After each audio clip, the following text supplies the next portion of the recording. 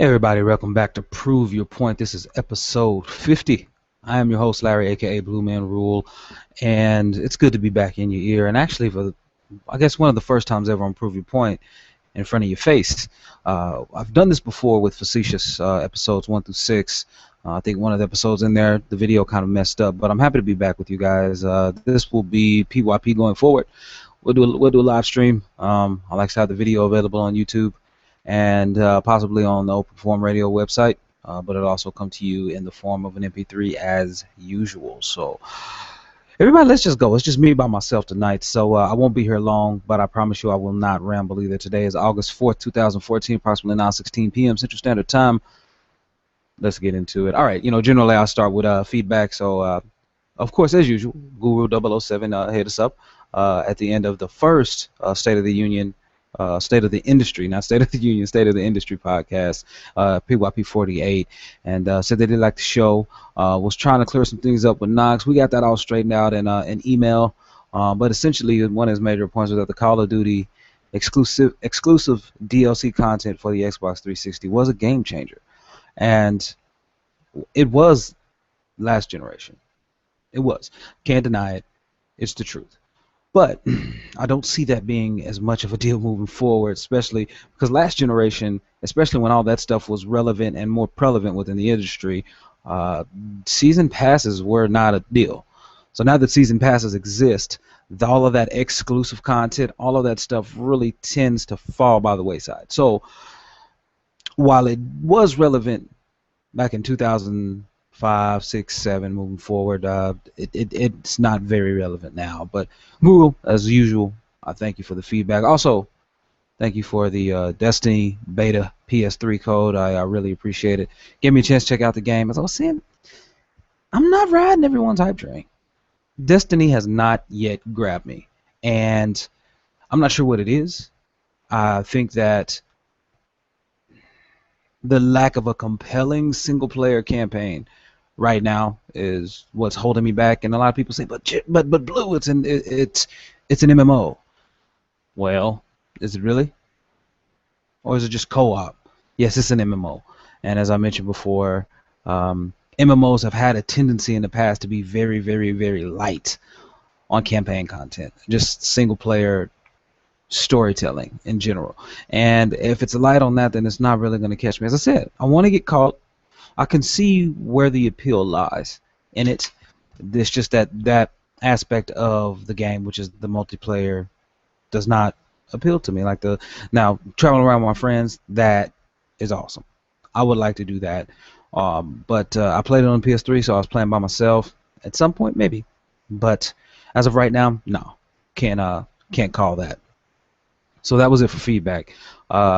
This next article is going to talk about something else within the gaming industry. Of course, Sony PlayStation 4, and it's the price of PlayStation Now. I can't remember the fellow's name, but he was running for, I guess, mayor in New York, or governor in New York, but he's talking about the rent was too damn high.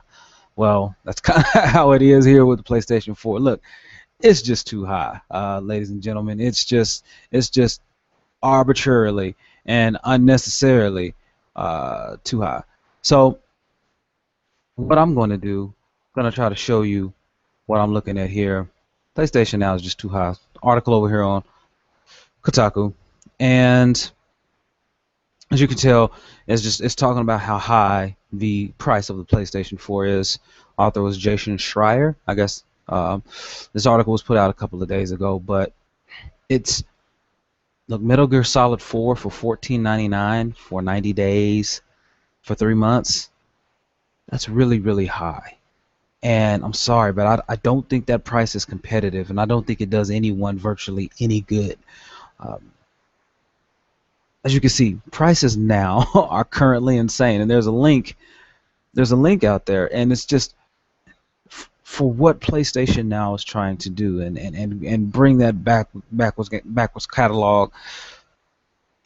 Companies now are getting it wrong, and I say that they're trying to monetize this revenue stream, but they're trying to garner second and third chance revenue streams from items that were initially created. Games were initially just to create revenue once. That first time you get them off off the shelf.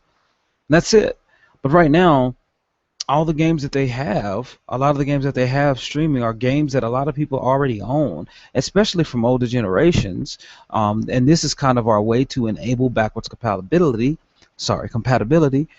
But at the same time, they're not bringing us any necessary value. I've said this before, but down here at the bottom of the screen, if you could see, Sony wants you to pay $14.99 for 30 days of Final Fantasy 13 2 when you can buy it new for the same exact price at GameStop. This is a pricing flaw. It is purely problematic. You create a marketplace that does not engender any value to your consumers because everything is way too high. Now, speaking of Sony value, they just let's get into a little bit of EA Access because Sony's response to EA Access was the PlayStation 4 had the option to adopt EA Access. EA Access is a program that allows you for $5 a month, which is $60 a year, or you can subscribe for a whole year for $30, half price. Allows you to rent Electronic Arts games, pretty much have access to all aspects of the Electronic Arts games without the multiplayer because it's an Xbox Live exclusive, so you must play for Xbox Live Gold in order to access your multiplayer in the games. But it's just, so if you break that out, $30, right? Let's see, at $12, well, at $60 a year, it's 12. Let's see, 12 months, $5, so $2.50 a month for $30. You can have access to Peggle 2, is it Battlefield, and there are a few more games in there. But let me tell you a couple of things. And let's just go to it and take a look at it here. Okay, so Battlefield 4, FIFA 14, Peggle 2, and Madden NFL 25. Now, for the gamers, the people who play games, sports games each and every year, this is a magnificent value because if you only pay $30 a year and you only play Madden, you're only paying $30 a year to play Madden. Now, the question is, and what I tweeted out when this first came up, and ever since it's just been a hot topic on Twitter, but I will say this. It depends on how often new games rotate onto the EA Access plan.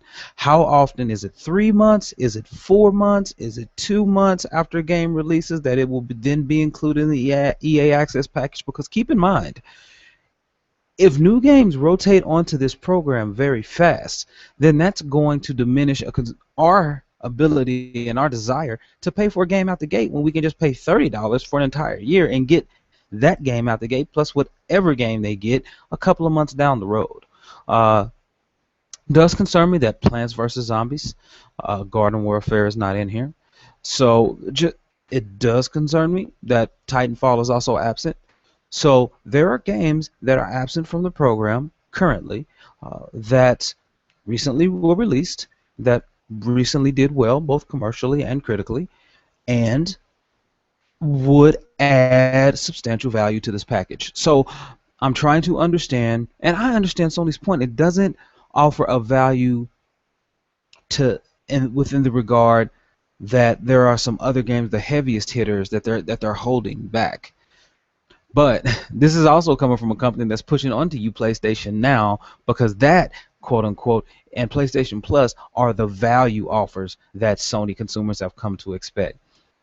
All right, man. You can sell me a line of bull crap, but that one ain't cutting it.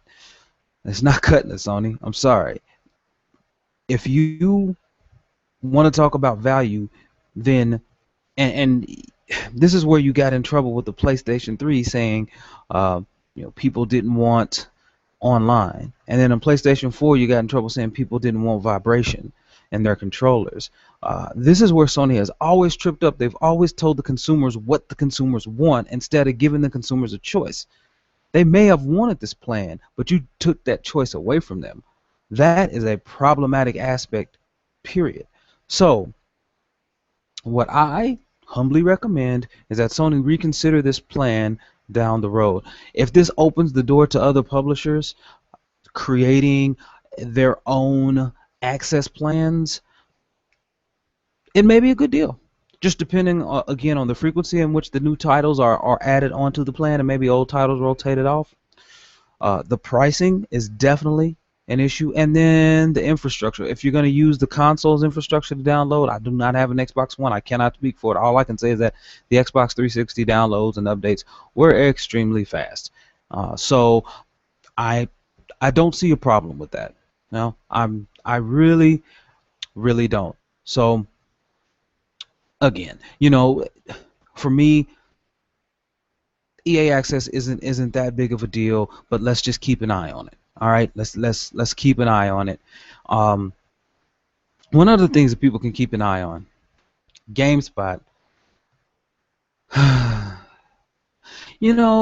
They're at it again, and I can't remember the year, so people please forgive me. But back when Jeff Gersman, the man over at Giant Bomb, love his reviews, dude is crazy, hilariously funny, extremely knowledgeable.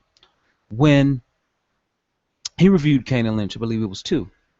Maybe it was just the first Kane and Lynch, but when he reviewed Kane and Lynch for GameSpot, he did not like it. He did not like the game. Gave it a low review. At the time, there was a lot of ad money being pushed toward GameSpot. Even actually on the review page, there was an ad behind Kane and Lynch for the review. It was an ad behind the review of Kane and Lynch of Kane and Lynch. So it was very meta in that regard. However, Jeff was fired, let go unfairly, and that's one. I mean, he was very vocal about it, and that's one reason why I've followed him since he left, and I think he's built something honest and something true. The quick looks have really changed the way people kind of look at games and kind of game access for consumers, content consumers, and here we go again. Let's just say Carolyn Pettit, bless her heart, because I read a review. Let me tell you, this is an extremely well-written review. Extremely well-written review. This is for The Last of Us Remastered on the PS4. And as you could tell, she goes down through here. And what makes life worth living? I mean, the review is about more than games. Really, it starts that way. But it's extremely well-written. And it's well done. It's very thorough. And she gave the game an 8. Which on the GameSpot scale, as you can see right here, see it light up? You may not have, but it did. It's an 8. It's great. It's great on their scale. Great. Not good. Great. Excellent pacing. This is the one thing. Friendly AI behavior can still be jarring at times and take you out of the game. I remember playing Last of Us. And I agree with that. I agree with that. That's solid. But guess what? Guess what, y'all? On PlayStation 3, people raised up all the stink, right? They raised all the stink. 8 out of 10 for an enhanced version of one of the best games ever made. Yeah, sure, this is totally with the same score as an unpatched ROM 2. This site amazes me at times. It continues on. I like Raku's response. Well, you should write your own reviews then. yeah, writing a review is not fun, man. I'm gonna tell you straight up, it's not fun. That's why I like doing audio reviews, because you can get in, get your thoughts down, get in and get out of there. Which I'll probably have something coming here soon, but and the hate just goes on. GameSpot gives one of the best games ever created an 8. What a joke. Okay, Marky. Okay, Marky. Let's look at the score on the original version, shall we? Oh, what's that number right there? Is that an 8? And so it was a really good experience. I'm not trying to minimize its impact. I'm not trying to minimize how good of a game it was. I'm not trying to do that. I'm really not. I just want people to understand that this was the same exact score the game got on the PlayStation 3 when it first released in June of last year. Like, are you really serious right now? Like, are people? And unfortunately, she got fired. She got fired, and Tom McShay, I believe, is no longer with GameSpot either. But she was fired as well, and even then, the game received an 8. Even then, the game received an 8. Internet, I see what you're doing. Like, ever since this Mass Effect thing, it seems as if people can just stand up and scream about things and things change. Like when people didn't dislike Jeff Gershman, or when the publishers of Kane and Lynch disliked Jeff Gershman's review and went to the folks over at GameSpot. It was problematic for Jeff Gershman. He ended up losing his job, but ended up in a better spot. We all can agree on that. Even though he's back under the same umbrella, he still has the autonomy and authority to do what he wants and to maintain his own integrity. So, but my point is, ever since this time, like, people think that they can scream and yell and get whatever you want. Let me just ask you a question. Who owes you anything? No one owes you a thing. Just because you scream and yell and dislike something and you are that vocal minority, what makes you feel so entitled that you should scream? Just because you feel like it? That's not right. And even if you feel like it, how is it going to really change anything? Uh, well, you say it generally doesn't. It generally doesn't. But in this case, some people listened. Some people got scared of what Carolyn's review, I guess, whatever, may do to the site, and they got scared, and there was a lot of vitriol in the comments. They actually had to take down the comments, wipe the comments because they were so vulgar and so degrading that, and then they put them back up, and even then after that, you still had a lot of. I don't understand what this internet is coming to. So I just want to say it again, internet. I see you, player, and I don't like what I see. I just don't. I don't like what I see. But I hope you've liked what you've seen. I mean, I'm here. This is my first video. Prove your point. I don't really have anyone on. This is a rarity, but I wanted to get out here and put this out here for some folks. And I mean, I just really appreciate you guys trying to stopping in, listen to me and everything. But yeah, that's me. That's who I am. If you want to get in contact with me, you can hit me up on Twitter at Prove Your Point.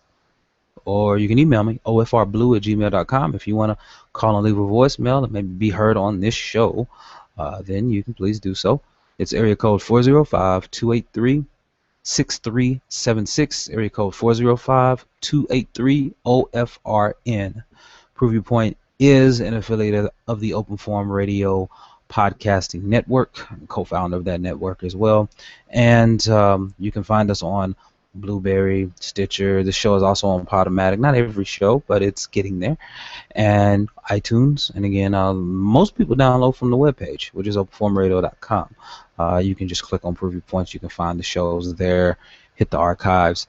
But all in all, ladies and gentlemen, I thank you for stopping in. Before I go, though, I know for sure I did have a couple of shout outs that I wanted to get in.